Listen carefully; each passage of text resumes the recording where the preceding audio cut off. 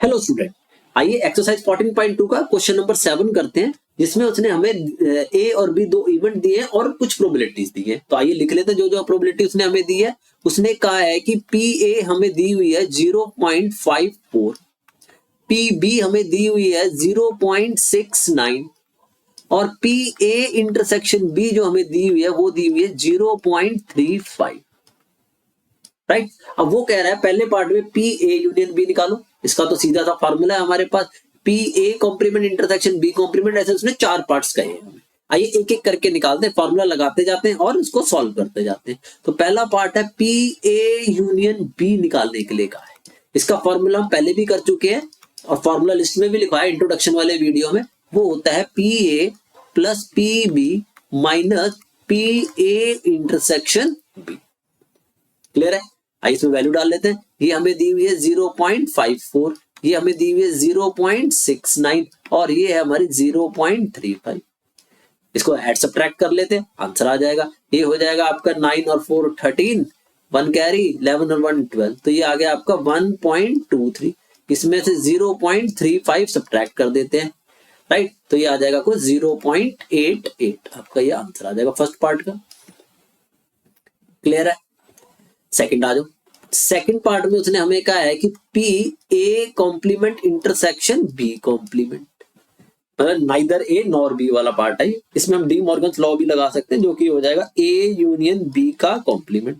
यहां पे लिख देना bye D Morgan's law.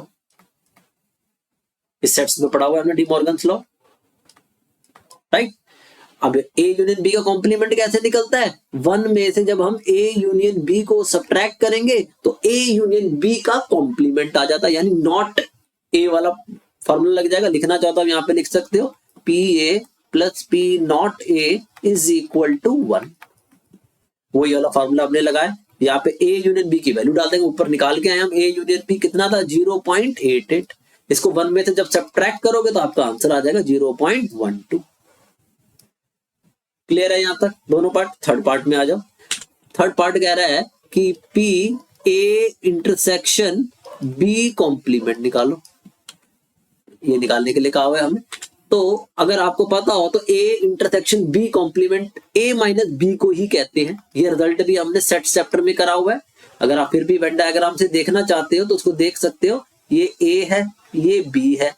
Right, अब ए और बी कॉम्प्लीमेंट मतलब बी को छोड़ के बाकी हिस्सा सारा और ए के साथ कॉमन, तो ये वाला हिस्सा हो जाएगा। ये कौन सा पार्ट है? ये ए माइनस बी वाला पार्ट है।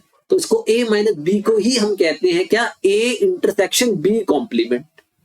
क्लियर है यहां तक?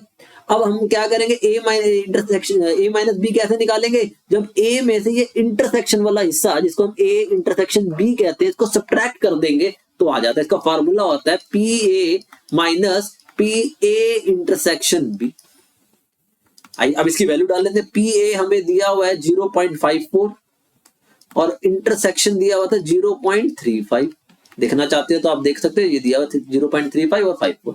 इन दोनों को सब्ट्रैक्ट कर देंगे तो हमारा आंसर आ जाएगा। तो ये हो जाएगा आपका 0.19 के आसपास। क्लियर है?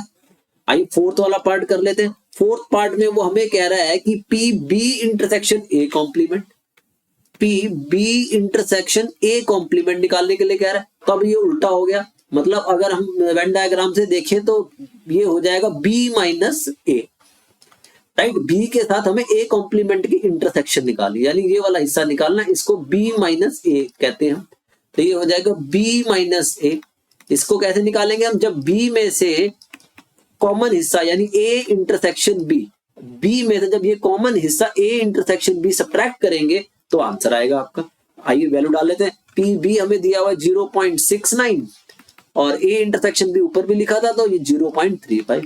इनको सब्ट्रैक्ट कर लेंगे ये हम, तो ये हो जाएगा कुछ 34.34 हमारा आंसर आ जाएगा। तो होप सो कि चारों पार्ट क्लियर हो गए होंगे आपको। कोई डाउट आए तो कमेंट करके पूछ सकते हो। Otherwise please like share and subscribe the channel. Thank you.